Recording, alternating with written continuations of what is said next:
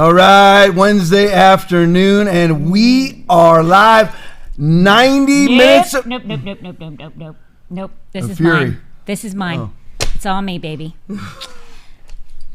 The love of my life is here with us today. I'm so happy you're here. Great to be here, babe. Great to be here. So, listen, I have a bunch of questions for you. My very first question is, and this is something that I've talked about on the podcast, that most women have no idea about. That's one of the reasons you're here. Okay, I'm ready.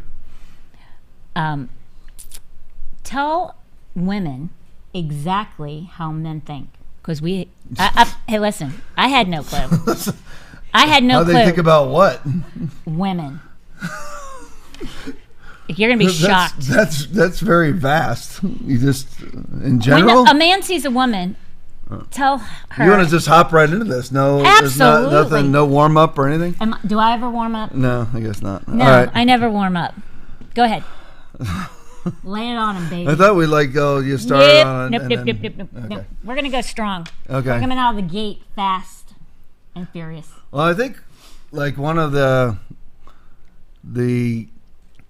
it's one of the things that I actually preach about the most is whenever a woman gets saved, I know that the guy is coming. And some of you might be thinking that's a positive thing, like God is sending forth her spouse. No, I'm not saying that won't eventually happen, but God's not going to do that right after you get saved.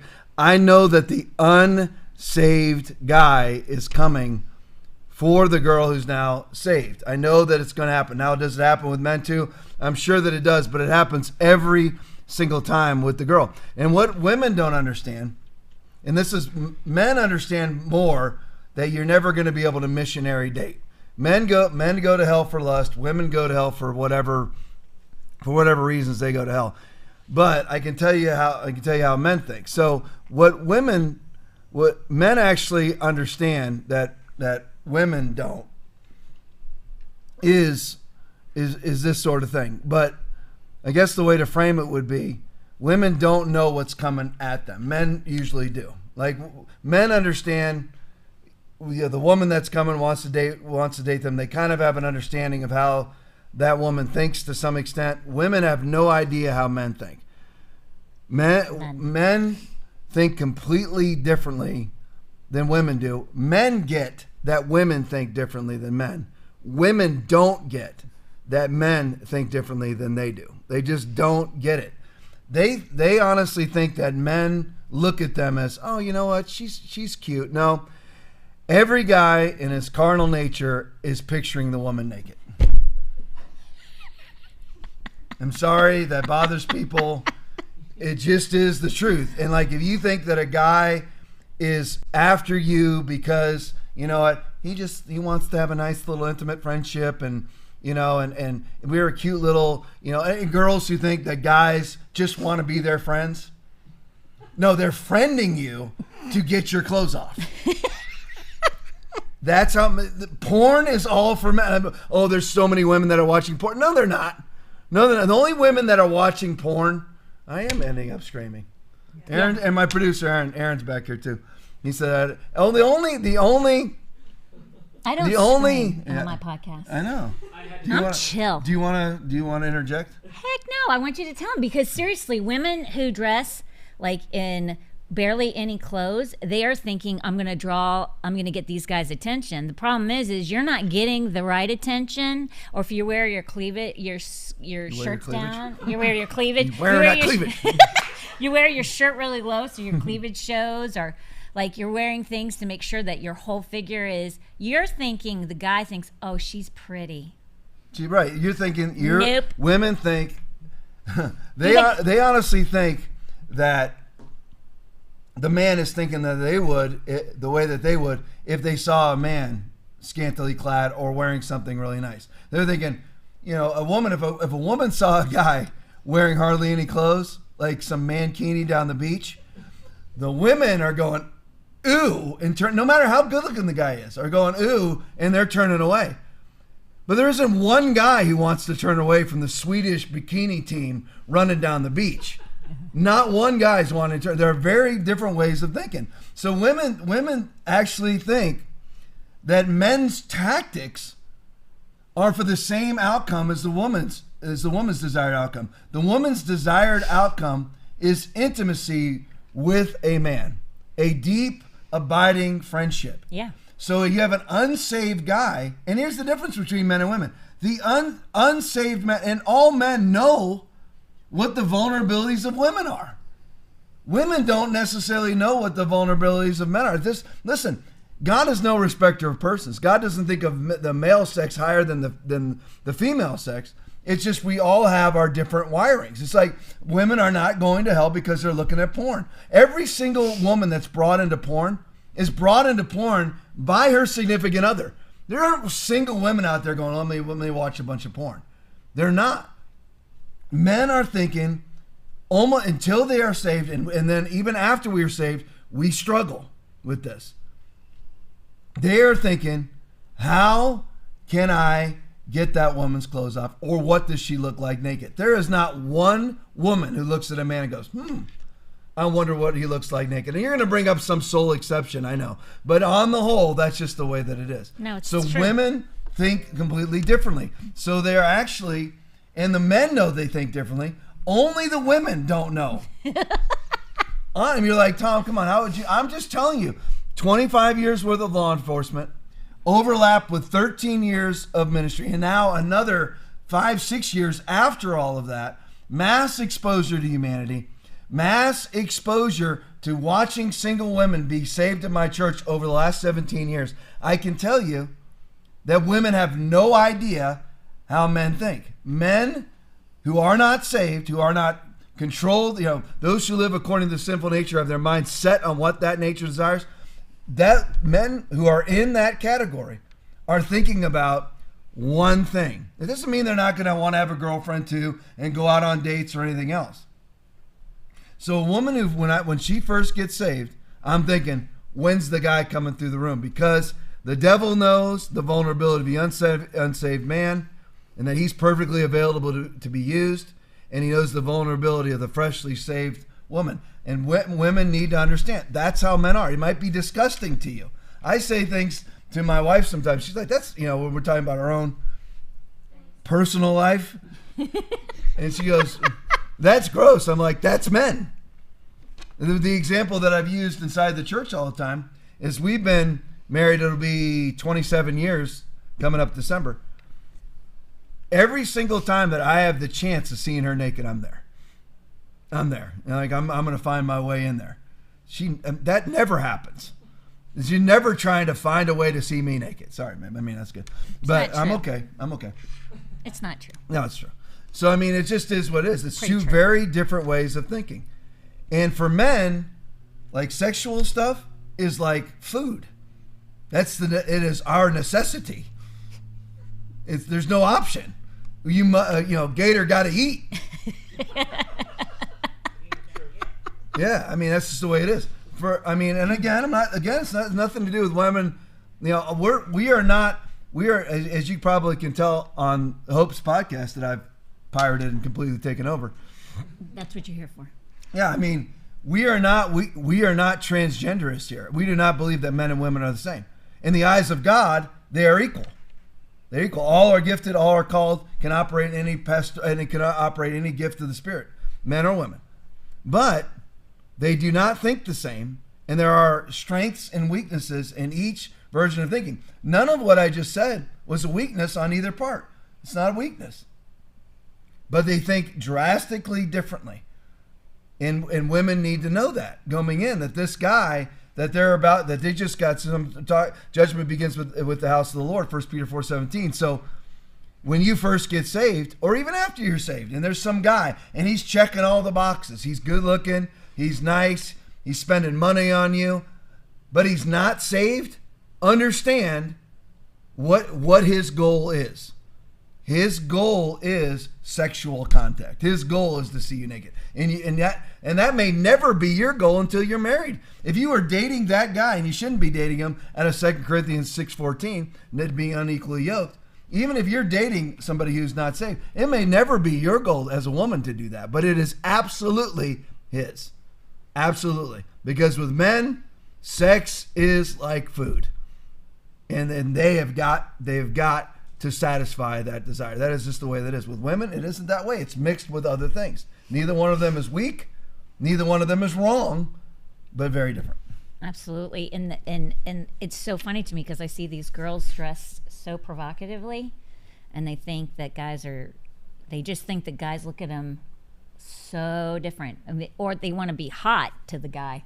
But really all the guy wants to do is get your clothes off, get what he can get, and then go on about his day. He does not want the same thing as what you want, which is crazy. But so, you're a Hallmark watcher. Yes. Mostly Christmas Fervent. time. Fervent. Yeah, fervent Hallmark. Now Lifetime. Lifetime too, right. Switched mainly to Lifetime over this past holiday season. Which they kiss a little bit more in the Lifetime. I'm not really happy about that. Like that's one of the reasons why Hallmark was decent is because like there wasn't a lot of kissing. There was more appropriate. Yeah. But Hallmark's gone mega woke.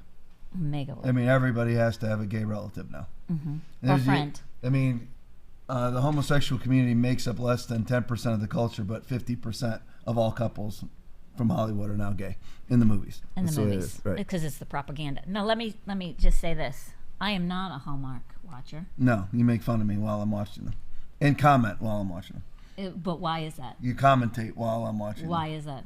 I don't know why. Because him and my daughter. A character flaw on your part? No, because he and my daughter are oogling over usually the guy. Yes.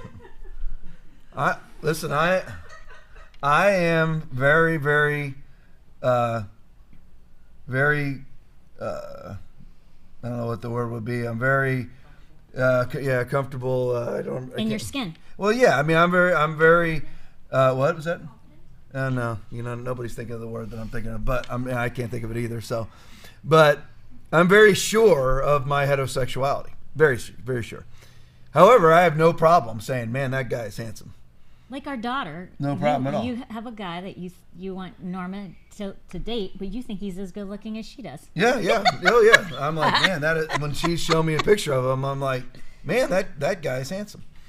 I mean, that guy. I mean, he's handsome.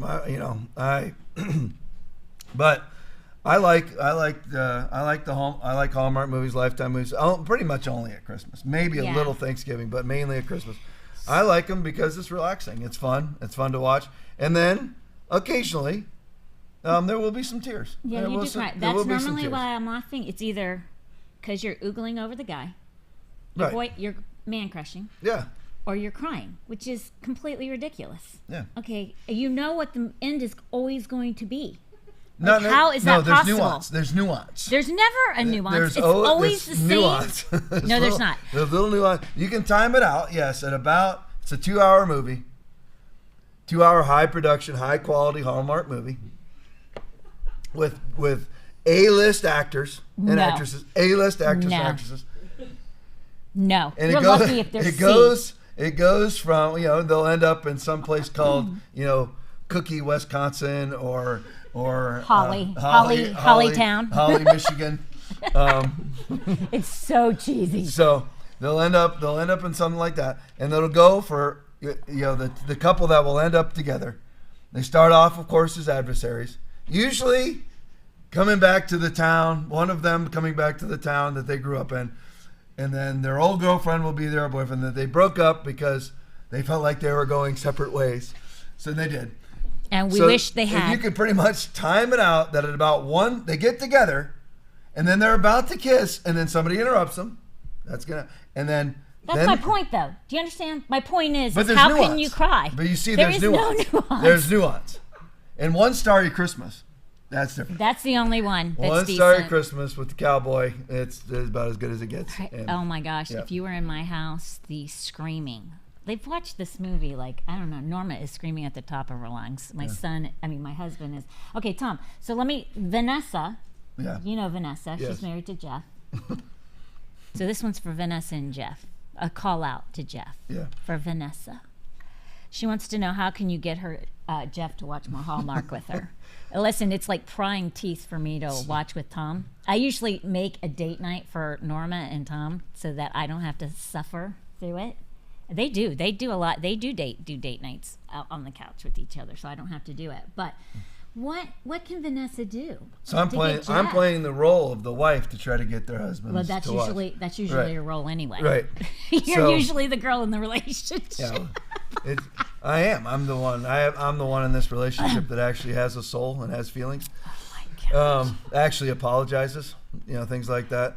That doesn't always happen on that end. That's not true. But anyway, it has now. It's gotten better. It's gotten better, but I'm doing much better. It's still like prying teeth. But in all honesty, there's no hope.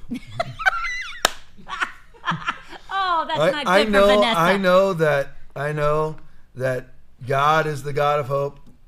I get it in Romans 15:13, and He's the God of peace.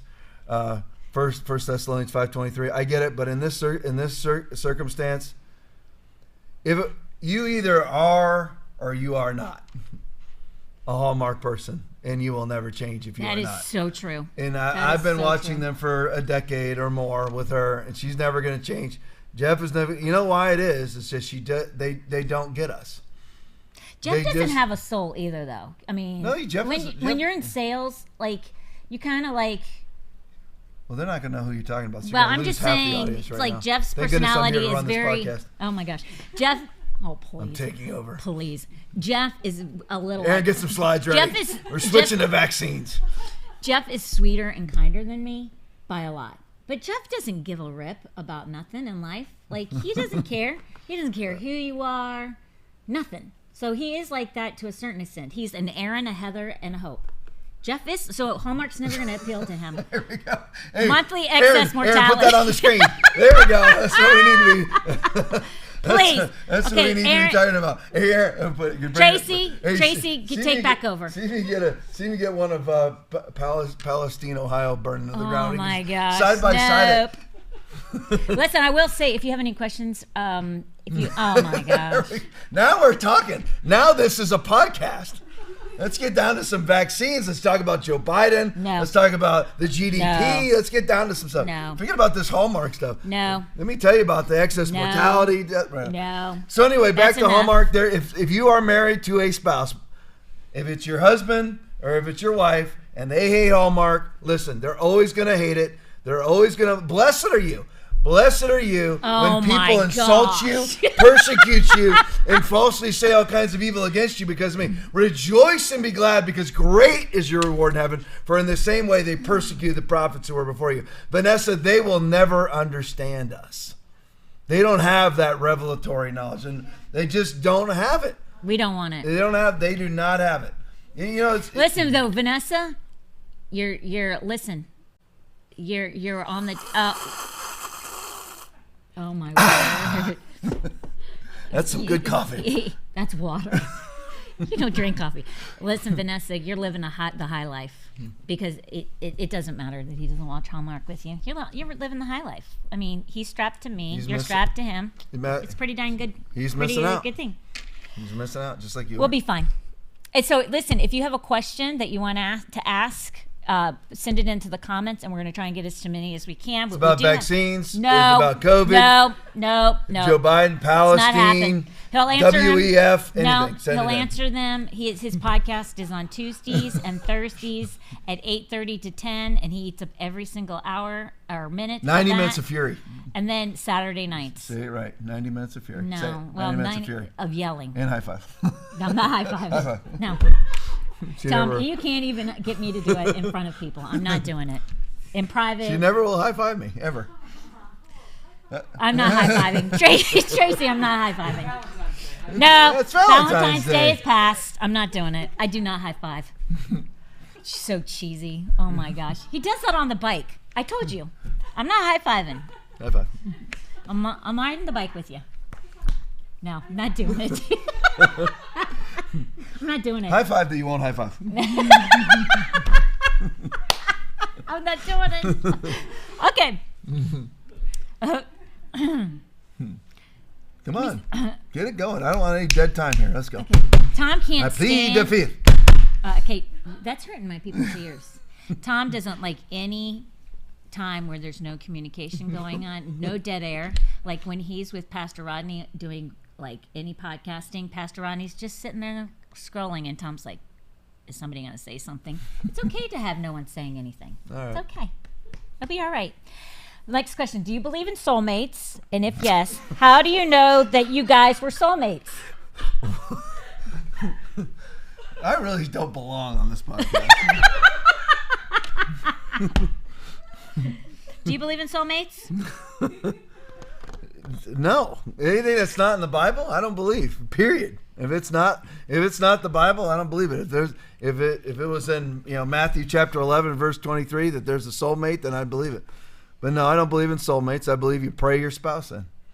Period. You pray if that's the right spouse. You pray for your spouse. You pray your spouse in, not if that's right. You shouldn't even be dating somebody. Like, I mean, you should don't go by the world system and run people through an interview process. I'm not saying date and marry everybody you date. Please take this in a balanced way. Because I know people, and then I've known Christians like this, that you date to see who you want to marry. They marry who they date. No, I mean, you still have to put people through some sort of process. But you should be praying that person in, not running through, a long line of people to see if it's, the right one or stumble across the right one. And then you pray if it's the right one. Then you pray, is this the one I'm supposed to marry? I mean, right. You do. Once you are, but I mean, it all should be from start to finish.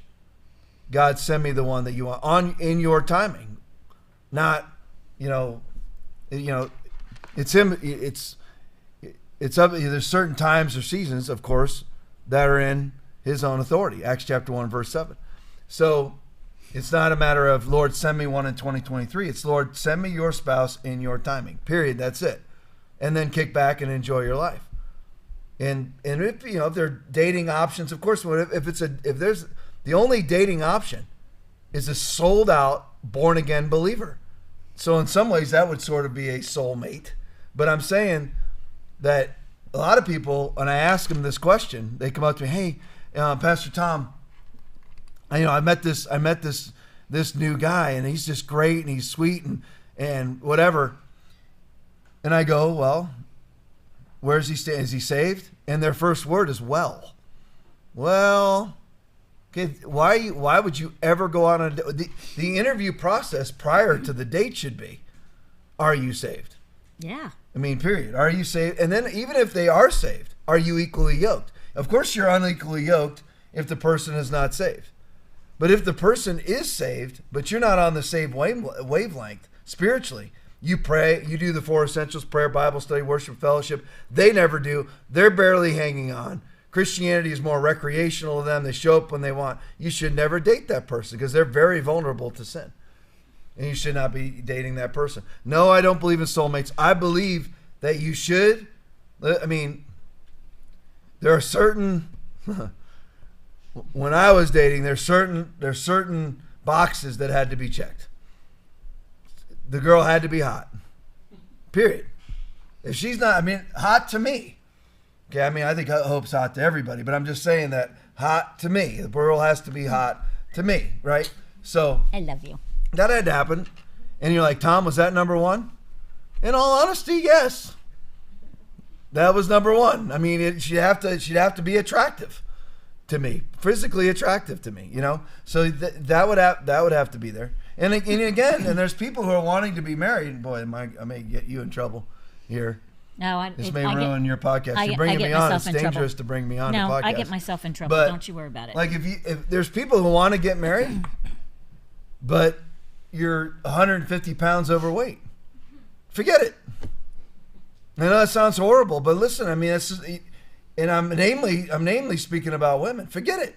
Because men don't think like, they're not looking for an eternal friendship. You're going to have to, yes, we want that, but you're going to have to cross the first line first, which is physical attractiveness. Sorry you don't like it. That's the Bible. The Lord does not look at the things man looks at. Man looks at the outward appearance, but the Lord looks at, we're not the Lord. Men are different than women. Correct. Men are visual creatures. Right. You're gonna have to pass the eye test. I'm sorry. Get yourself in shape. Mix in a salad. Stop eating donuts every day. You know what I'm saying? I mean, you're gonna have to do that because that's how men are. You might be somebody, a woman who's like, I don't care what he looks like, and which I don't think there are many women like that. But I mean, you may be like that. No men are like that. None.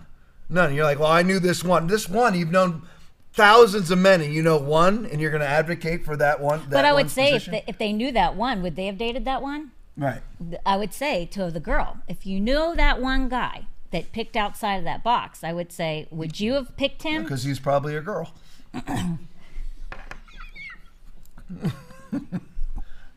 Right.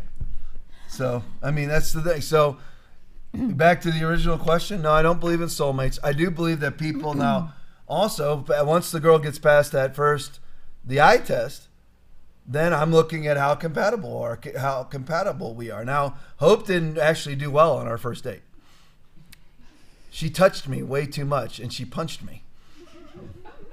She was like, "Oh my gosh, you see, just like that." I'm like, I'm still like that. Well, yeah, I know, but I didn't know you then, and I'm like, "Does we not like do the touching?" And she was like very, but I wasn't. But you were very forceful. She was like, but I wasn't trying to date you. I walked there. We I were know. friends. Well, I know. Well, not to me. That's how girls think. That's not what I'm thinking. Well, Tom, I did date you, and I didn't date you for looks. Hey. I didn't. Oh yes, you did. You fell in love immediately. No. I dated you because you were funny. Okay, not because you were good looking. We're losing viewers. I dated you not because of your looks. We had 80 until I started calling people fat. It was all right. Lost 4. There's 4 fat people watching that dropped off. So girls do date guys based not on looks. I know. That's what I agree. That's you may find women that will do that, but like Hope didn't on our first date. I actually walked away from the date, drove away from our first date, and I was like, literally, I may have even said it out loud. Girl's a little much. That's what I said. I am though. She was a little much, and I was like, but then I was like, but she was nice. She was out of my league, so I was like, hey, you know what? She's out of my league, so I might as well at least keep her around. If she's willing to go out with me as friends, as she would say. It was. as friends. And I'm the one who had the first conversation, by the way, of where's this going? Where's this relationship going? After 10 days. It wasn't like that.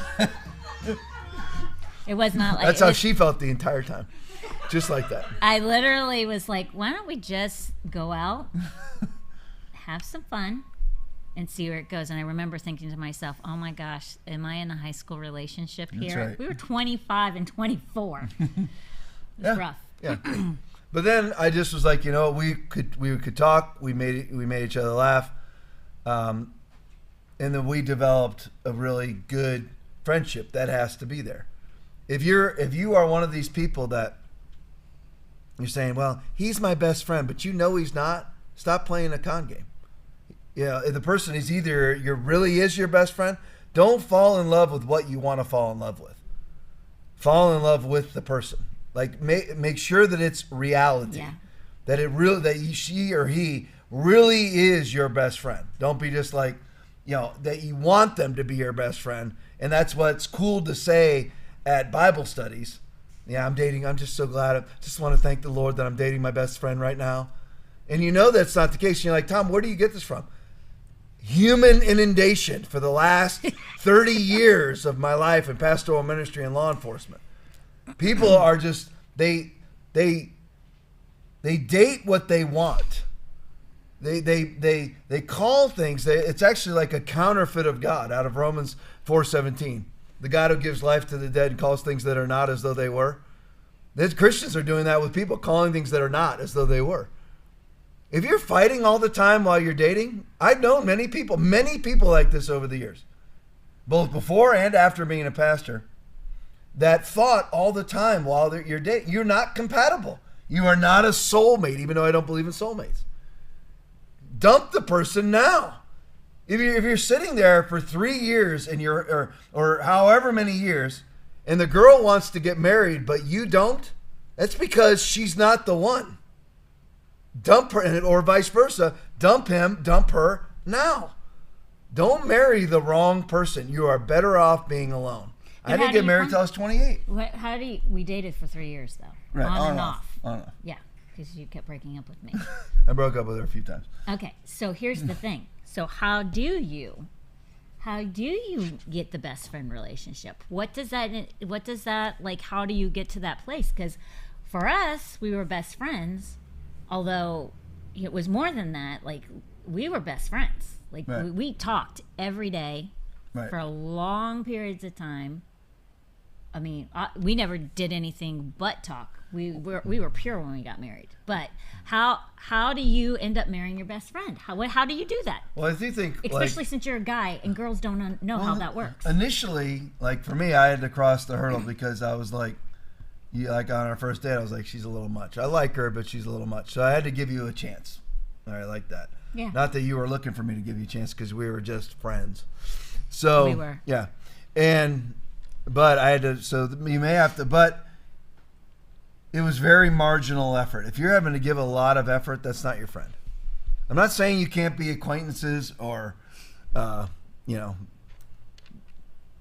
some sort of, acquaintance. I'm not saying that this person can't be your friend, can't have a friendly relationship with them, but you're either compatible or you're not compatible as friends. I mean, if I use like Aaron as an example over here, he and I, if we are in this room by ourselves, can talk for 4 hours straight. And we have. We're friends. Now there's other people that I can't do that with. That doesn't mean that I'm not friends with them, but we're not best friends. We're never going to, it really is interpretation of what you mean by friend. Somebody you're friendly with or somebody you have a deep and abiding friendship with.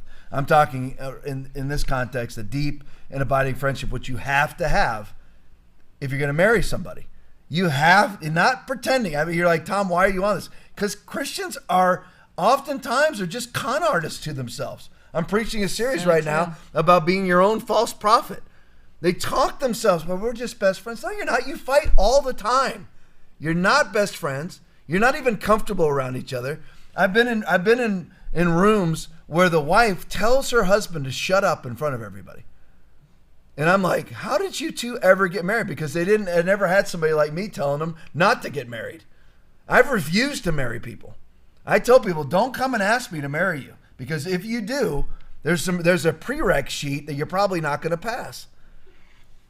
But, how you develop that friendship, is that what you asked? Well, if you're dating, how do you know, like, if you're best friends? Like, for us, we never wanted to go anywhere. Like, you always, if you wanted to go to a hockey game, you wanted me to go before you wanted all your buddies to go. Right. If you were going to do anything, the person you always wanted to do it with was me. If you're dating a guy, that's not the case, because guys are different. Well, there's balance with that. But that's balance. Okay, now the balance with that is this, though. I don't know if we wanted the whole show on this, but... No, we're going to hit other topics, okay. But still. Well, I like to get through as many slides as possible. Oh, no, you don't. He doesn't. That's part of the problem here. No, I mean, there's a balance, okay? If you are a girl who's like, I want him to spend every last moment with me. That's not. Okay, now you're needy and unattractive. To me. Maybe there's men, I'm supposed to go this way. There we go. Yeah. Okay, because I keep them coming off the screen. There we go. Maybe there's men that like needy women. Mainly, they just, this sounds so bad. Mainly, they just use needy women, if you know what I mean. I'll leave it at that. But neediness is very unattractive. I am sort of an exception to the rule. I'm not saying I'm exceptional. I'm saying I'm an exception to the rule. Yeah, because you're low maintenance. I'm not Mr. Night out with the guys guy. No, that's true. That's never been my thing. I'm not talking about night out with the guys in a sinful way. I'm talking all in Christian culture here. I've never been Mr. Men's Fellowship, and all guys, retreats and all that, because in all actuality, I enjoy the more intimate conversations that I have with women. And I don't mean that in a weird sort of sense. Because you're more I don't mean that. Send your women to Foundation Church so Tom can have intimate conversations. I do not mean that. Okay. What I mean is I actually like to have conversations outside. Hey, who's quarterback and whatever, and what fishing rod you using this week? He could care less. And and although I am a gun owner, I'm not a gun enthusiast. I don't ever go. I shot so many rounds as a law enforcement officer. I'm bored with shooting paper targets, so I don't have any interest in going out to the range. I love a good conversation though.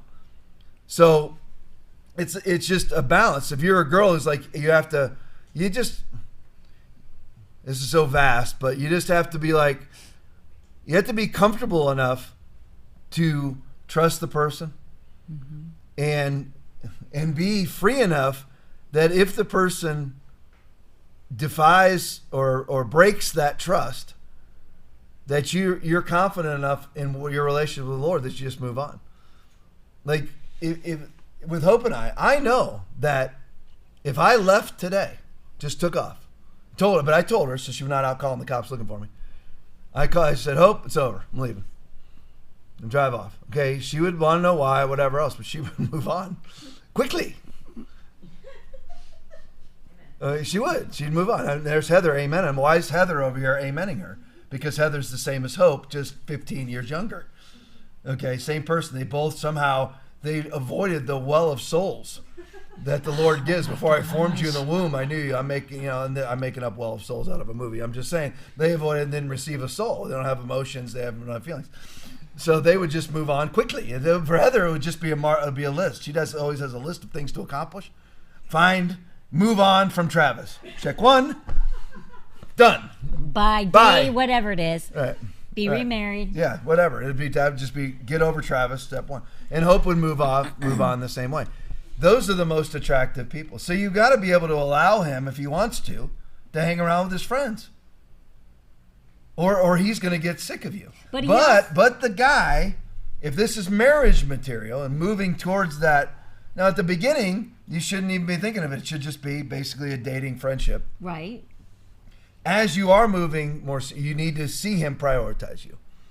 Right. For sure. Prioritize you. Does he mostly want to hang around with you? You just think of it in like statistics. Or does he pretty much want to hang around with you 70% of the time, 30% with his friends, 80% with you? Whatever's good. Because it gets worse after you get married. Whatever works in the balance. Because after you get married, you're around each other all the time. But the facts is if he doesn't want to be around you the majority of the time, then that means when you get married, it's going to even get worse than that. Because everything escalates after you get married. Any bad habits become worse. Now, if you're married and you didn't marry the right person, and you want that friendship, and you want to be best friends you want your spouse to want to be best friends with you. Now, this is very vast because it could be people with like horrible personalities that make it very difficult for the spouse to want to be best friends with them because they're argumentative or they're negative or they're very critical. Now, if you don't have that relationship with your spouse, like biblically speaking, there are things that you can do, but how do you do the carnal with the spiritual to get that best friend? Because there's a lot of relationships that need to be restored, but friendship is the key to that. Well, along with trust. Well, for me, this is a message that I heard. This is all Jonathan Shuttlesworth's material that I'm typing from him right now, and it's a message I just heard him preach. I can't remember whether he was at his home church, he was preaching in D.C., or maybe the revival before that. But very recently, I heard him preach this. And if you want, if you're in a relationship right now where your husband, let's just say, is an avid outdoorsman, and you want his time, well, how do you fix it? Become an avid outdoorsman. A lot of women will do the opposite. We'll be like, he comes in, he's pulling off his camo gear. Why can't you spend more time with me? And you just send him more. He's going outside more now. It's true, though. Okay, that's all that you did was send him outside more. If he's an avid outdoorsman, buy him fishing poles and rifles. Actually support him and then go ahead and join in. He's never going to change. And that sounds horrible, but everybody needs to stop trying to change people. God doesn't even change people. He gives them an opportunity to change. He allows you to come inside, allows you to make a decision to allow him on the inside of you, to change your heart of stone into a heart of flesh. But that's still your decision. And women think, and again, you know what? And this sounds like I'm attacking. Listen, I just told you a minute ago. Normally when I'm hiring people, I hire women. like realtors, business people, whatever it is, because women return phone calls and men don't. And women are actually more committed than men are. You know, it's almost like if you look at police dogs. You know, there was a canine handler that I knew that he said, I would wish they'd give me a female Malinois because they don't have to jump out of the truck, fight all the male Malinois, pee all over everything, and look for women. That's what they do. Believe me, I have a male Malinois. He never stops peeing. But anyway, so, you know, I love women. I love the company of women. Hope and I quickly transformed when we were dating into being best friends, but I still hung around with all of my other friends too. Yeah. But I preferred her the most. That's what you should be looking for. But if you want to transform, if you are already in a pretty distant marriage because your husband is doing his hobby more than he wants to be with you, then join the hobby. That's right. Become a golfer. I wouldn't have mind. I Hope was always. I like to be outside. I like to go walking. I like to go biking. I like a lot of exercise every day. If I don't, get hyper. So I like to go out and burn all that energy off. Can you imagine more hyper? Yeah. Like, oh my gosh. Yeah. I mean, look at me right now. I really want to preach. But anyway, so I said to her the other day, do you want to go biking? Because she comes biking with me. She goes, well, do you want me to go? I'm like, again, Hope is not much of a woman's woman. She's more of a guy. But on occasion, the womanhood slips out. Yeah. Slips out. Do you want me to go? It's the reason why I'm immune to adultery. I'm not immune to lust. I am immune to adultery because I can't even maintenance this level of girl, which there isn't a whole lot of girl here. Yes, physically beautiful girl. I'm just saying she doesn't act like a girl. She doesn't demand much maintenance. I could never maintenance another one on the side. I don't have the. Yeah, that's even more than her because occasionally even Hope comes out. Do you want me to ride with you? Oh, what are you talking about? We ride together all the time. Why are you asking me that? You know, I'm like, why are you asking me? Maybe because she just needs some affirmation. That's why I can't have an adulterous relationship. I can't give another. It took all that I had to be nice then. I don't know. Maybe you're giving off a vibe. Huh? Maybe you're giving off a vibe. Maybe it's not me. Do you want me to go? Maybe it was you, not me. No, it's you. It's not me. I choose. It's the opposite. It's the opposite of the Costanza principle. It's you. It's not me. But anyway, so just join in. She joins in with me. That's what I like to do. And you're like, shouldn't you be trying to? What is your phone wallpaper? Your wife or your dog? Oh my gosh, it's not Somebody me. from the church sent that in. You want me to show it? You guys can see. Yeah. There it is. It's the dog. It's not just our dog for the truth. That's ours and the Dexter's dog. So this is wait a minute. This is Heather's dog. Yeah. He's an Italian Mastiff, and Cane Corso. King Corso. Thank you. Cane Corso. Cane Corso. Yep. Get it right. And then this is our dog. He's a Belgian Shepherd. Right. And they're best friends. Yeah, they're best friends. And Tom loves both of them. Yeah, Titus and Addie. Adamar. Yeah, Addie. Addie, Adamar. We all call him Addie. But anyway, see, we're gonna demonstrate now is how to fight. Make sure that you fight fairly. Now let me ask you this. Okay, I want to know the breakup questions story. are coming in, everybody. Just so oh my gosh. Okay, who asked this question? I want to know the breakup story. Can you guys tell us? You guys are supposed to send names. Galena. Oh, Galena. Galena wants to know the breakup story over the sandwich. We have differing opinions over this, so we only have 15 minutes. I'm gonna tell the breakup story over the sandwich. Okay. You cannot interject, and please don't slurp. Like he's just doing that because normally if somebody else was making those noises at any other time, he'd be giving you the eye. So the breakup story is it's about a year into the relationship. Tom's a little commitment scared, big time commitment scared. Not commitment scared. Commitment scared. He Disagreed. was big time. No. Rejected. Okay, so by this time I know that God's already told me he's the one, but I could tell like he was acting a little skittish at different times. So I was wondering like what was going on, but so I think it was already implanted into his head because he was getting commitment scared. But this comes from his parents had gotten divorced just shy of when we got together.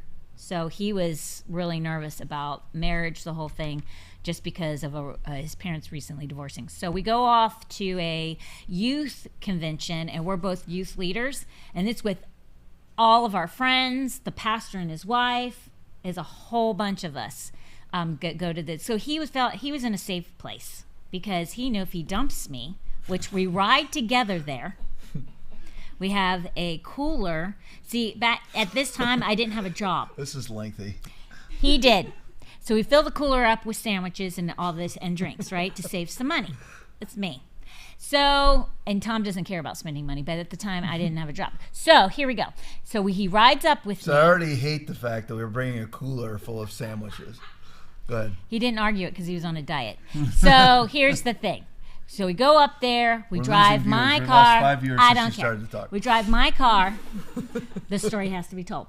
You drive my car up there. We're with all of his friends. And so what happens is we go in. 88 viewers. We go in. We go to get food. And I'm like, hey, listen, let's just go in and get our sandwiches because we can save some money. He didn't like the fact that he thought I was telling him that we had to get the sandwiches out of the cooler because he wanted to eat inside there. So because I mandated, which I did not, because I was strongly encouraging that we eat the sandwiches Not mandating, from the cooler. strongly encouraging. Strongly encouraging. It's just about the same as safe and effective. I was like, listen, because I felt uncomfortable because I wasn't contributing. So there he goes, rebel news. So because of that, it ends up, he's like, you're not going to tell me what to do. No woman's going to tell me what to do. Shut up, Tom. A burning video. Because of that, he broke up with me. I drove home. He didn't talk to me for the rest of the trip. I didn't even know we were broken up. I mean, it was pretty obvious. But he didn't talk to me. It was very uncomfortable. But it's a good thing I am soulless to a certain extent because I went off and hung out with my friends and had a somewhat decent time. I was more mad than anything else. Tom, on the other hand, I drove by myself. That's it right there. Now, what we have there is Palestine, Ohio. We need to talk about he should the feel vinyl bad. Chloride spill let me that just ask you happened this. there. What really happened? What's going on behind the scenes? So, do you feel bad about that? No, to no, this that's day? not. All of that is not what happened. So, But no, do you feel bad about that though? what? About the whole breakup, that sandwich I breakup? feel bad about. Well, the reason being is He's told me he feels bad about the breakup. I feel bad Melina. about this. First of all, at the time, she had just lost your job or didn't have. I had moved down here, so I was trying to. you had a I was job going before. to real estate school. Remember? Right, So I was poor. She had no income, so I had the money. So like she was like living off my dime on this trip that I'd probably convinced her to go on. So we all went up there. So what I did feel bad about was cutting her off in the middle of the trip. She had no money, and then making her drive home alone when I drove home with my friends. So I think I went on a really long fast. Yeah. So I did and do feel bad about that. However, the whole thing was her fault. So what was it at? Is it Universal? Universal, Yes. right? We were at Yes. Universal. I know the exact We were in location. some restaurant and I wanted to eat there. And listen, basically every meal I eat is out.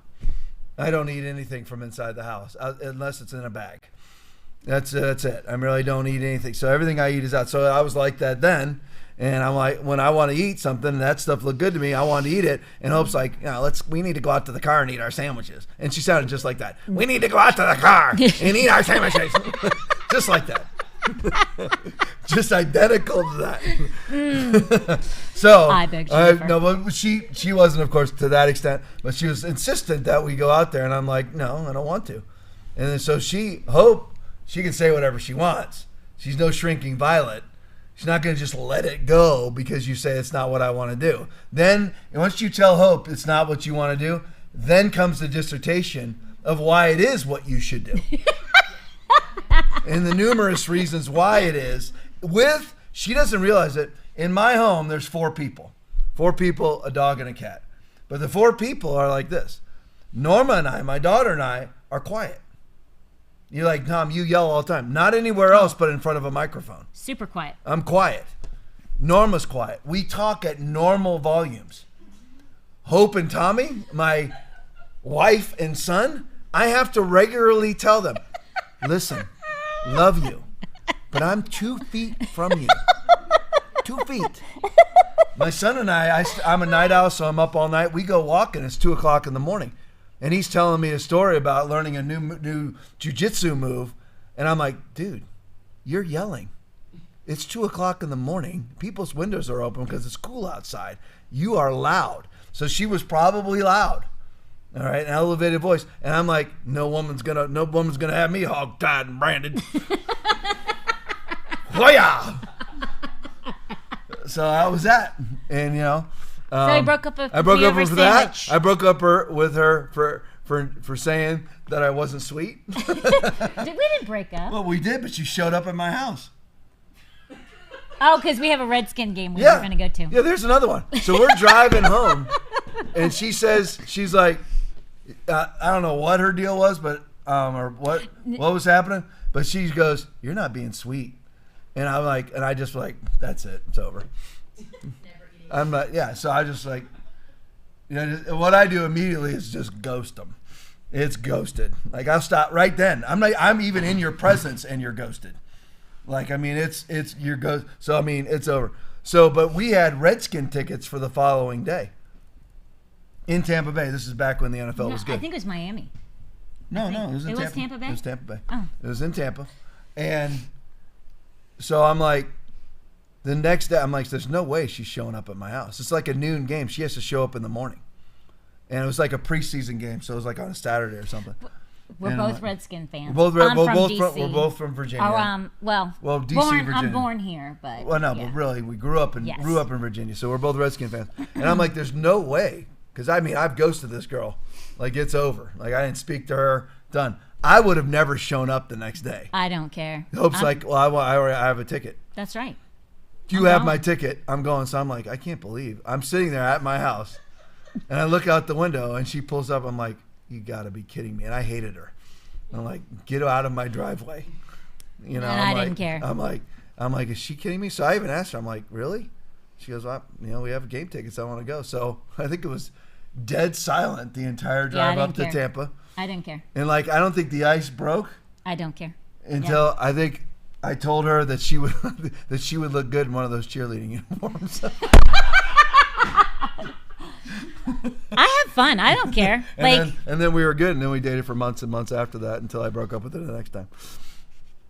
Yeah, I guess I am soulless because I really didn't care. And then whenever I did break up with her, there was no emotion. She didn't care. That attracted me to her all the more. I'm very attracted. I actually really love women who hate me, and I really do. I find them fascinating. There's a lot of women that hate me because they think I'm a misogynist because I actually preach.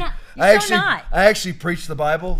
Wives, submit to your own husbands as to the Lord. Husbands, love your wives just as Christ also loved the church. Ephesians 5:22 and 25. So women hate me a lot of times, but I'm like, I find you the most fascinating of all. If I was single, I'd try to date you because you hate me. But you're so opposite of that. With Hope, she so much didn't need me, it made me need her. I'm like, I gotta have her. If she doesn't need me at all, this is great. I gotta have that girl. I'm touching you again. Am I too much? No, I'm used to it now. Okay. I can't help it. I do. Okay. One last thing, because for parents, I want to hit some things for parents too, not just dating. Don't bore people because we're at 100 views now. Woohoo! No, this is important. This is if you have kids. I'm bored right now, though. Just you're always bored. So get to it. Okay, so here's the thing. Just because you are does not mean other people are, okay? Come on, Aaron. No. Next. No. Faster. Aaron. Faster. Aaron. Oh, my God. I love you, man. You're both fired. You're the best. Okay. Oh. Stop it. Okay. Now listen, we have a 24-year-old and we have a 22-year-old. Hey, can we play a farting video on your podcast? Nope. Okay. I hate that. Okay. Do not. Thank you. I mean, women don't like that, just so you know. And you have a very big woman audience. Don't do the farting thing. It's so, annoying. Do not. Okay, so we have a 24-year-old and we have a 22-year-old. Our son is 24. At least you know their ages. I know, That's thank good. God. You I'm don't not good know with their numbers. heights No, or I their don't. weights when they're born. Nope, I surely or do anything not. else. I don't. Yeah. I don't. Tom, you're the girl. Okay, so here's the thing. We have a son who's 24. We have a daughter who's 22. Neither one of them had dated. Part of that is because we had a rule in our home: you are not allowed to date until you're 18 years old. Correct? So there are plenty of people who want to know how, but our kids have really never rebelled. In fact, when people would say, "Aren't you mad at your parents for doing that to you?" or not allowing you to date, and things mad, like Norma? that, or they were like, "Aren't you angry about that?" And the response would always be no, because they love us and they're watching out for me. That's the reason why. Parents want to know, how do you do that? How do you raise kids that love and respect you and endear the idea that you're guarding and protecting them from relationships that they have no business being involved in? And it doesn't matter if we go over a few minutes, because I go over a few minutes all the time. You do too. That haven't crossed any lines, and are waiting for, maybe they'll date a couple people to find the right one, but that are not giving their hearts to so many people. I know how we did it, but you're the priest of the home. So how does a dad do that with their kids? And a wife has to support that, because you have to have credibility. In order to minister to somebody, you have to have credibility. Just as an example, since Aaron's in the room here, at various times, because without Aaron there is no Tom, so Aaron runs all my stuff. So at various times though, I've jumped his case wrongly, yelled at him, "Come on!"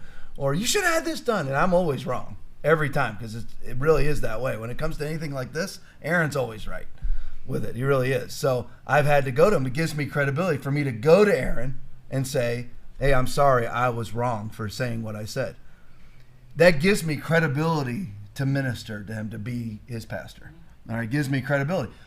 You don't have to be flawless to your kid. You're like, what does this have to do with dating? You have to, in order to speak into somebody's life, you have to have validity.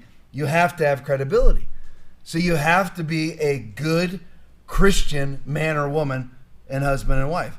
So you start off as an individual. Whenever I've blown it with my kids, I go to them and say, "I was sorry," or "I sinned." If it was sin, like a temper tantrum or whatever, I go to them and apologize, and I become a valid, credible person in their life that there's a high probability that they will listen to me.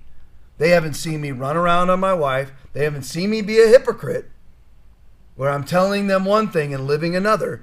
If you do that, forget about giving your kids advice. Just don't bother. It's best just to keep your mouth shut, because you're actually causing them to run from the gospel if you're a hypocrite giving them Christian advice. So it has to be coming from a credible source, so your kids actually think this is worth listening to. Otherwise, my daughter would be like, "Yeah, Dad, you tell me not to date this guy, but every other word coming out of your mouth is the F word, and I see you lusting over women all the time." Okay, my credibility is over. Yep. It's over. It doesn't mean that I was perfect, but my imperfections were apologized for, so it gives me credibility. Part two, so Hope has to do the same thing on her part. Okay? And then part two is we have to present a good, solid marriage. Otherwise, why would you listen to our advice about dating? So true. If the goal is to have a great marriage and dating is to get to a great marriage, and you're the ones giving advice on how to date to a good marriage, but you have a horrible marriage, are the people that are listening to you about your dating advice going to listen to you? Going to follow your advice? Absolutely not. They won't. So we had to have a good marriage also. Well, we're not endlessly fighting. We don't fight in front of them. We rarely ever do fight. And when we fight, it's literally like she says something, I say something, and then we don't talk for a day. That's our fight. We don't yell and scream or do any of that stuff. But we don't do that in front of them. We don't pull them into any sorts of our confrontations or arguments or anything like that. So it gives us credibility. Here's the other thing.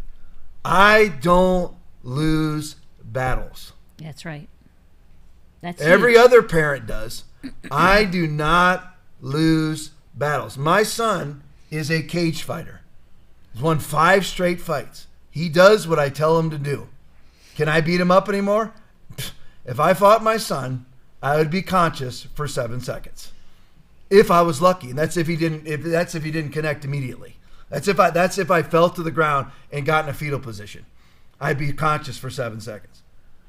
But he does what I tell him to do, period. Like today, clean out your truck, your mom needs it. He does it. There's no question about it. They question her. They don't question all the me. time. But the thing is, why is that? Because, and I'm taking this from the movie Fugitive with Tommy Lee Jones, I don't bargain. I do not lose battles. My kids don't fake cry. My kids do not talk back. You know, a lot of parents, their kids start to fake, they start treating them like they're crying. You might as well wear a mask and act like COVID's real too. That's why a lot of these Christians don masks and treat it a 99.9% survivable virus as if it's a 99.9% unsurvivable virus. Why? Because they're used to pretending. Your kids fake crying. You know what you say? Do what I did. You want to cry? You're showing interest in crying. I can make you cry. Is that what? My kids never fake cried, never faked injured, nothing. It was never put up with. They never tell me no. Ever. To this day, 22 and 24, they don't tell me no. There is no bark back with me ever. You're like, that's because you were a tyrant. Ask either one of them if I was a tyrant. I wasn't a tyrant. I was credible. I was not flawless. There's nobody that can blow up a great family day like I can. Nobody has that talent to ruin a day like me. I can ruin a car ride, ruin a day out, ruin a trip from South Dakota all the way to Inglewood, Florida. 36 hours. I ruined it. Okay? I love farts. Sarah Richardson, thank you. Of course. I think farts are hilarious. Vanessa, keep going. 90 minutes. Oh my gosh. So, I mean, what I did was... Vanessa and Sarah are no longer my friends. But that's what you do.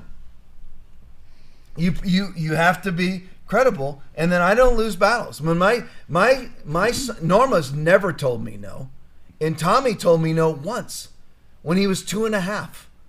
I told him, get in the car. He went no, and I sprung on him like a jaguar out of a tree, grabbed a hold of him, and I'm not. This isn't some sort of Christian mom's daycare butt whooping. This is a man's butt whooping. And I didn't know put him up. It's no big formal process of, now son, the reason why I'm going to spank you today is because, 4 long and fourscore years ago, hence this happened. No. I grab him under his armpit and start throttling his rear end, and that's the only time he's ever told me no. Period. So when you have that sort of credibility backed up on a lack of hypocrisy and that you never lose a battle, your kids are very highly, I shouldn't put very in front of highly, are highly likely to listen to you about dating. But I will also say with that is, even though you were a strict disciplinarian and everything, every Only time, about the important things. Every time you came home from work, you had games that you played with them. Like, they would always run and hide. You would always try and find them. I mean, everybody was excited when you walked in. Not Christian gay games. Let's all break out the Bible cards. No, it was. It wasn't like that. You earn your Bible points today, kids. No, Nothing they were like happy that. to see you when you got home. This is hide and seek, throwing them around, hard, rough, what do you call it? Rough and tumble play or whatever. Rough housing. It was nothing like that. It was just. They were excited when you came home. And just so you know, I'm only a strict disciplinarian about things I care about. I'm a very selfish, self-centered person. So the thing is, all I cared about was you're not smart mouthing. Like, the odds of you getting a dinner made when I'm watching you, never. Were never. It's I didn't care what they ate. Drove me Go nuts. eat. Both my kids are your kids then. A lot of you who raise your kids on herbs and seaweed, you're fat. Your kids are giant fat kids now. My kids ate whatever they wanted. Well, They're home with Dad. No. When they were with me. I would say, I'd come home, and I would say, if I was gone for the day, I would say, did they get lunch? Well, Well, they had some snacks. Well, did they get dinner? They weren't really hungry. I'm like, okay, but I ask you this. Did you eat lunch? Yes. Did you fix yourself dinner? Yes. I'm like, oh my gosh. I hate when Aaron's in charge. I cannot wait when Aaron's not in charge. So for me, I'm like, if you fix yourself meals, you definitely could have fixed them a meal. Instead, he let them, Well, fixing a meal, what was that, though? I don't know, but a sandwich, you couldn't have fixed them a sandwich? It was a DiGiorno pizza. Well, that's my meal fixing, or a Hot Pocket. Whatever. You still could have fixed them a meal. Yeah. I'm just saying, even though you were... chocolate milk. You were... Up. Yeah. They're full. Aaron, stop. Stop right now. There's no farting allowed in our house either. If you fart, it ain't around me in my house. That's true. And by the way, that's something you might be thinking. You're a man's man. You do whatever you want to do, and you're hardcore, and your wife has to be submissive to you and all. No, I honor my wife. Seriously, I do. You do. I do honor my wife. I treat her. I compliment her. I treat her like gold. I don't fart around my wife ever. No, it's disgusting. I fart around my son. And we fart around each other, and I'll fart around everybody else's husbands that are represented in this room. But I'm like, that's that. It's not appealing. Right. Let me just tell you. But women, they're still hilarious in every podcast. No, they're not. They're hilarious. See. The girls are laughing at my face. Tom is laughing at Aaron. Okay, Norma says she's laughing at the farts. I do have to get this one last question. This is super important, and I would say who this from, but I'm going to spare them. Aaron, listen, I am going to come over there and take that hat off your head. I'm going to smack it off. This is your mother speaking. This is my mother tongue. Knock it off over there. What you got there? What's on there? What do you got there? I saw a slide that interested me. No. Okay. This is the last question.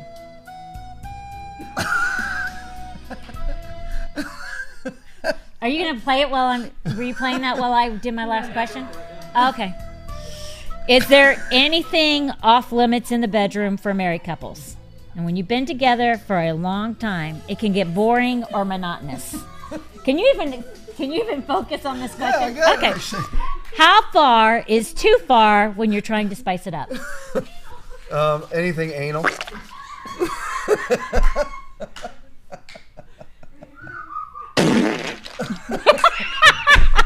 Now that was funny.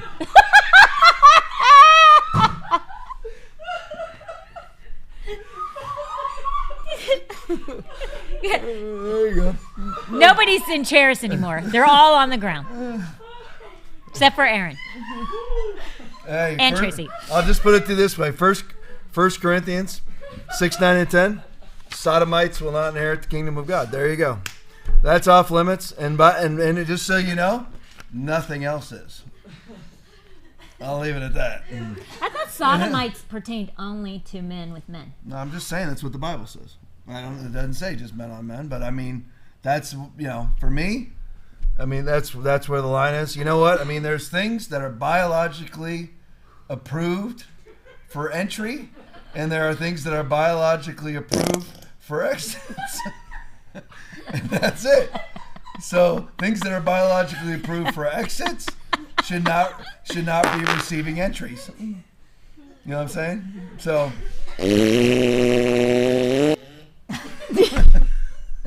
you don't think it's funny, but it is. So you know what I mean? So anyway, but no. So I mean, I'll just be. I'm just thinking of somebody who is new to Christianity. No, all of eternity. No. Like, I'm thinking of somebody. I don't want the Christianity they have. No, that's not what I was going to say. I was thinking of somebody who enjoyed anal, and now they can't hold their gas in, and that's what it sounds like all the time for them. They have no control over their rectum.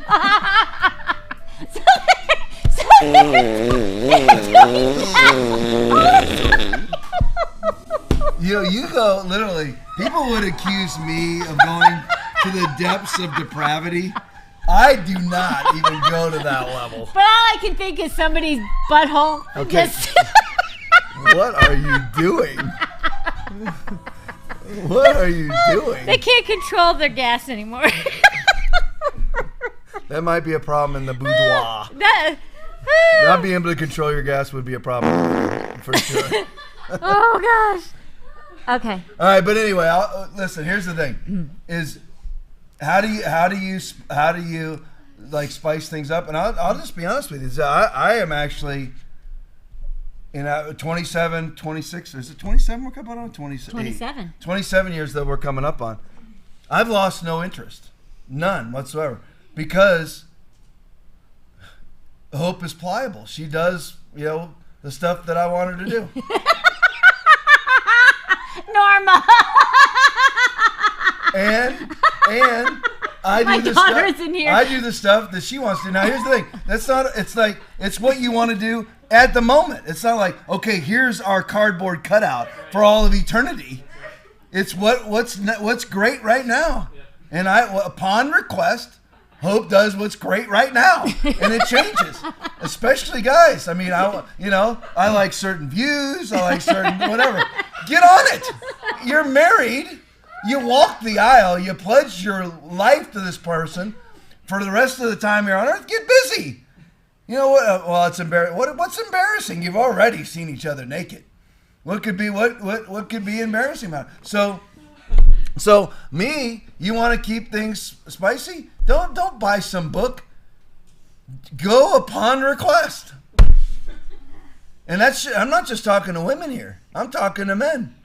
I don't know how down and dirty we want to get on this stuff, but you need to be asking your wife what turns you on.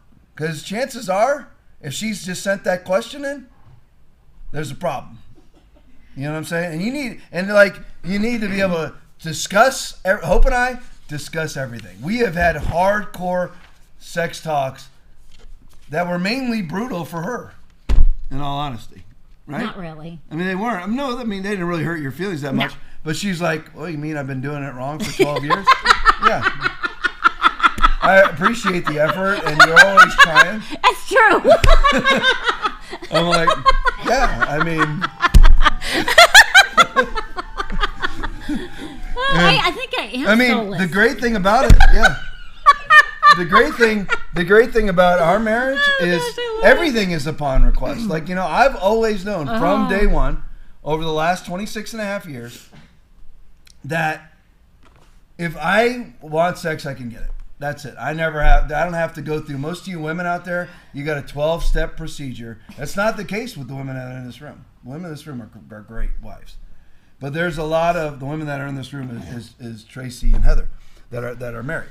So they operate the same way, which, by the way, they have great marriages because they don't have a 12-step process. I just don't get turned on unless my husband has an apron on and is washing dishes. Okay, what you want as a girl? You're in a lesbian relationship.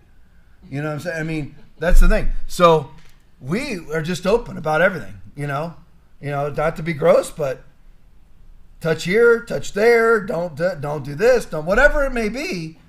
I know I'm making you single girls uncomfortable or whatever, but this is what you need to do when you're married, or you're going to have these uncomfortable 6-week-long sex sabbaticals where you're like, nobody's having sex because nobody wants to discuss that there's a problem in the bedroom. Well, here's the thing too, like we've never had those problems. We talk about everything. Yeah, but also like if you're getting married and you were pure when you got married, or if you've been married, if you were promiscuous before you got married, doesn't mean all those relationships prior to that were good. So a lot of times, unless you're truly intimate with somebody, you don't know like what they like. You have to have those conversations. Do you know what I'm saying? It's like, especially if you stayed pure before you got married, like it's new. Like it's not something you're going to know. So you need to be able to have that conversation. Otherwise, it's going to be miserable. And what will drive couples apart are two things. Well, three things. Money, sex, and kids will drive couples apart if you let it. Like, you hear me talk about this all the time in church. Women have kids. They lop off all their hair, put on 37 pounds, and drive a minivan. Okay, that's not what he married. And men do the same thing, get fat and everything else too. But, Don't let your kids get in the way. Don't let money get in the way. And sex will get in the way because nobody wants to discuss it because it's embarrassing. Okay, but it's really not. If it's marry your best friend, it's really not that embarrassing. It's not. It really isn't. And we just have. Plus, we laugh. We've had frank discussions about it, and I just make fun of her. It's pretty funny. I just make fun of her. Yeah, you're telling me I was doing it wrong for 12 years? Yeah, exactly. wrong. That's true story. Wrong for 12 years. He's not lying. Yeah. That is a true story. That does not. I had to tell her. If you notice that doesn't work. Then why are you doing it over and over and over and over and over again? Doesn't work. Okay, it's the definition of insanity. One day it will. Someday I'll keep doing the same thing over and over and over again. It will change. Getting the exact same response, but someday it's just going to break through. No, it will not. Oh gosh, that's so funny. Yeah. That is so dang funny. Lots of effort. A for effort. A for willingness, but it doesn't work. Oh gosh. I'm really hot right now. We have no air conditioning in. The fan's blowing on me, but I'm so hot from laughing so hard. Whew. All right. I think that's it. Yeah, that's good. We're losing viewers anyway, 97. Not really. Okay. All righty. I think I cost us 10 when I said touch here, touch there.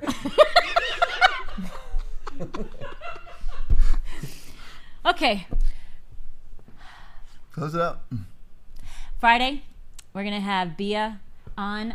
She's going to be my guest for Friday, so tune in for that. We pre-recorded that. Actually, truth is, all of them are pre-recorded because Tom takes up so much time with his that we can't go live. Erin and I shoot her podcast.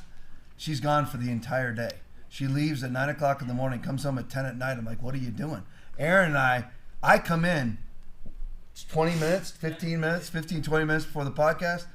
Erin uploads or downloads. We have fun. Downloads all of our material. We shoot 90 minutes. We leave. We're out of here. If we didn't talk, we would on a normal night. We're gone. We could be gone by 10:15. We're laughing. We're having fun. So Erin and I are here from 8:15 to 10:15, and we're done. Girls just want to have fun. I know. Erin and I want shots on goal. Climb the mountain. So be back here Friday, 3 to 4. It will not be as long. We're going way over. But that's okay, because now people know where to touch. Okay? So touch here, touch there. And that's really all that matters. I hope this helps you guys. He'll be back someday, but I think it might be a year from now, because this might be way too much for some people. But I love you. Come back on Friday, 3 to 4, and we'll see you on Sunday. Bye. Real talk.